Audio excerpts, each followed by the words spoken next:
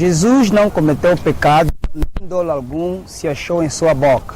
Isso encontramos em 1 de Pedro, capítulo 2, versículos 22. Será que Jesus teve alguma vantagem ou condição que não esteja disponível a nós? De acordo com a Bíblia, Adão, ao ser criado, ele possuía uma natureza humana perfeita. Foi criado com tendências e inclinações ao bem. Portanto, estava sob o governo da lei do amor. Entretanto, após pecar, sua natureza tornou-se pecaminosa com tendência e inclinações ao mal, governada pela lei do egoísmo.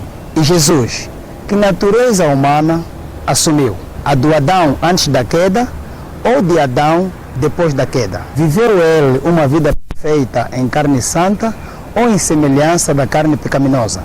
Será que ele precisou negar o seu eu humano ou estava isento das tendências ao mal hereditário? Como sabemos, Jesus, sendo Deus, esvaziou-se das suas características divinas a fim de viver entre nós.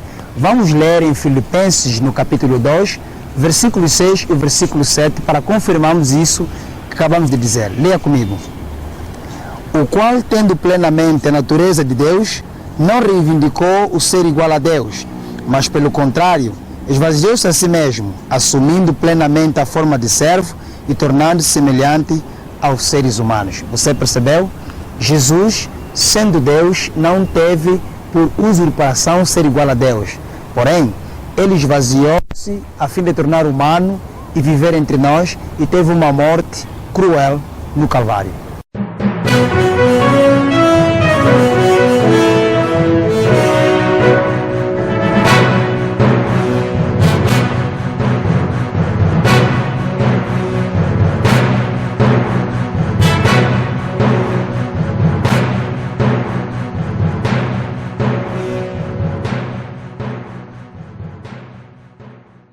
Bem-vindo a mais uma série de estudo bíblico que estamos começando hoje.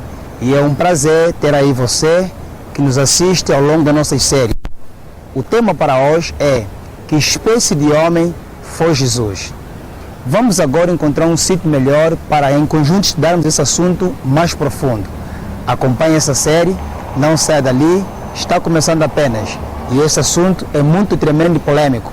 Mas nessa série de estudo bíblico, você vai ter uma claridade e uma compreensão profunda sobre este assunto. Ora bem, agora estamos aqui num ambiente mais calmo, solene, onde vamos agora entrar mais profundamente no assunto das perguntas que foram formuladas.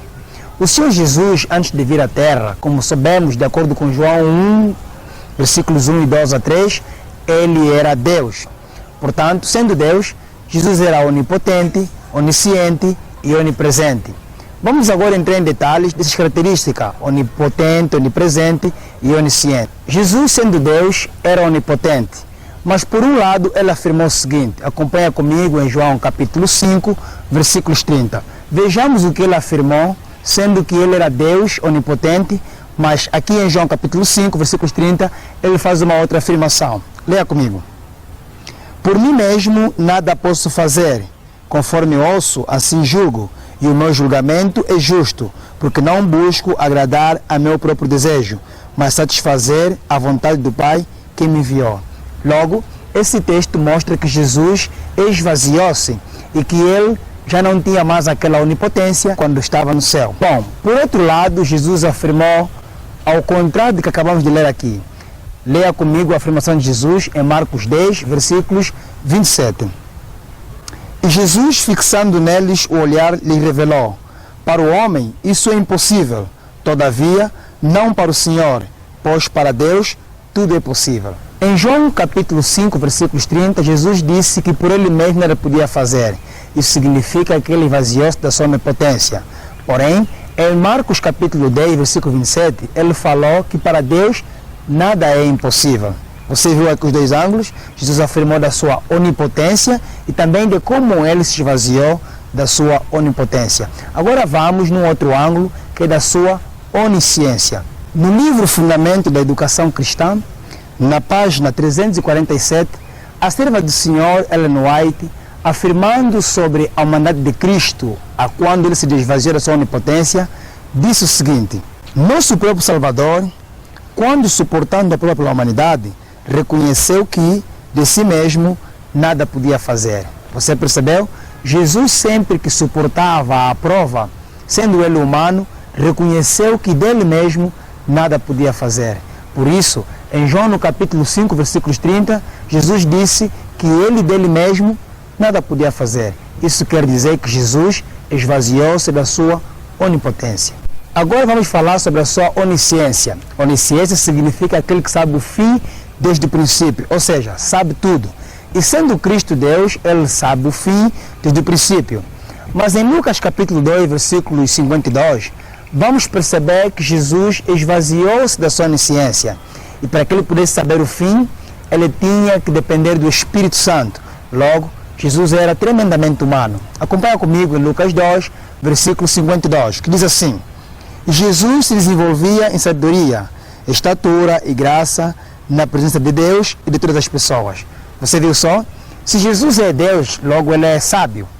E se ele também é Deus, logo não precisava crescer em sabedoria, muito menos em estatura, diante de Deus e diante dos homens. Esse texto afirma a humanidade de Cristo. Sendo ele humano, ele tinha que crescer em sabedoria, tinha que crescer em graça, na presença de Deus e também dos homens. E ainda mais, ele tinha que crescer também em estatura. Bom, agora vamos falar da sua onipresença, isso mesmo. Onipresença significa aquele que está em todo lugar. Sendo Deus, Jesus podia estar em todo lugar, mas como estamos vendo aqui, Jesus tornou-se homem e da sua onisciência ele esvaziou-se, ou seja, da sua onipresença ele esvaziou-se. E Jesus não podia estar em todos os lugares de uma só vez. Seus atributos e qualificações como Deus foram voluntárias e temporariamente postas de lado, a fim dele poder viver como um de nós. A divindade de Cristo permaneceu imanente na natureza humana pecaminosa. Por isso a Bíblia afirma que ele é Deus conosco. Mas a pergunta persiste: que tipo de homem foi Jesus? E qual foi realmente a sua natureza humana? Será que Jesus teve a natureza de Adão antes da queda ou a de Adão depois da queda? Em outras palavras, será que Jesus tinha em sua natureza humana tendências hereditárias ao mal ou estava isento dela? No livro Tocados pelos Nossos Sentimentos, na página 218 e 220, Jean afirmou o seguinte: olhe na tela e leia comigo esta nota tremenda. A posição de que Cristo tomou a decaída natureza humana tem tido apenas uns poucos defensores através da história do cristianismo, e aqueles que a ensinavam foram frequentemente considerados hereges. Isso precisa ser prontamente reconhecido, mas a verdade não depende do número de seus seguidores. Será que a popularidade ou o número farão com que a pessoa se torne inocente? A resposta da pergunta que formulamos, a serva do Sr. Ellen White responde no seu livro Fé e Obras, na página 29. Preste atenção. Muitas verdades bíblicas essenciais têm sido distorcidas através dos séculos, em razão de ideias preconcebidas ou conceitos errôneos, resultando num ensino completamente estranho às Escrituras. Bom, de acordo com o que nós lemos no livro Fé e Obras, na página 29, o problema da natureza e destino da humanidade é o primeiro exemplo. Ao aceitar as ideias platônicas sobre a imortalidade da alma, os pais da igreja perpetuaram um erro a respeito da morte, ressurreição e vida eterna. Do mesmo modo, acontece por desconsideração do Novo Testamento a respeito da natureza humana de Cristo Jesus. No entanto, foram formuladas teorias arbitrárias que resultaram em doutrinas tremendamente defeituosas. Querido amigo, para resolvermos um problema, precisamos fazer uma cuidadosa análise das informações. Amigo, um problema bem entendido está meio resolvido. Os dados escriturísticos sobre os quais a cristologia se apoia pode ser sintetizado como um paradoxo. Entretanto, Jesus Cristo participou da semelhança da carne pecaminosa, sem participar em nenhum pecado da humanidade. Ora bem, esta dupla afirmação está colocada no prólogo do Evangelho de João. Por outro lado, o apóstolo afirma o seguinte, leia comigo São João capítulo 1, versículos 14. Diz o seguinte: e o Verbo se fez carne e habitou entre nós, e vimos a sua glória, glória como a do unigênito do Pai, cheio de graça e verdade. Ora bem, O paradoxo ou o conflito entre os teólogos, até mesmo entre os leigos, está no fato de que Jesus tomou a natureza humana pecaminosa sem por um pensamento ou atitudes participou do pecado e ainda assim obteve uma perfeita obediência à lei de Deus. O apóstolo João torna esta verdade a pedra de toque da sua cristologia. João escreveu em primeira carta, no capítulo 4, versículos 12 e 3, as seguintes palavras. Leia comigo. 1 de João, capítulo 4, versículos 2 e 3. Deste modo podeis reconhecer o Espírito de Deus.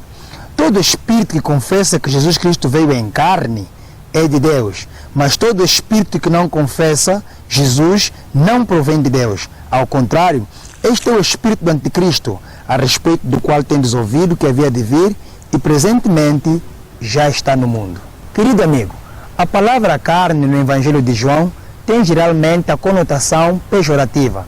Seres humanos nascem geralmente com a vontade da carne. Em São João capítulo 1, versículos 13, João afirmou o seguinte: os quais não nasceram do sangue, nem da vontade da carne, nem da vontade do homem, mas de Deus. E João conclui ainda no capítulo 8, versículos 15, de seguinte forma: vós julgais de acordo com a carne, eu a ninguém julgo. O próprio Senhor Jesus Cristo sempre opôs sistematicamente a carne e o espírito.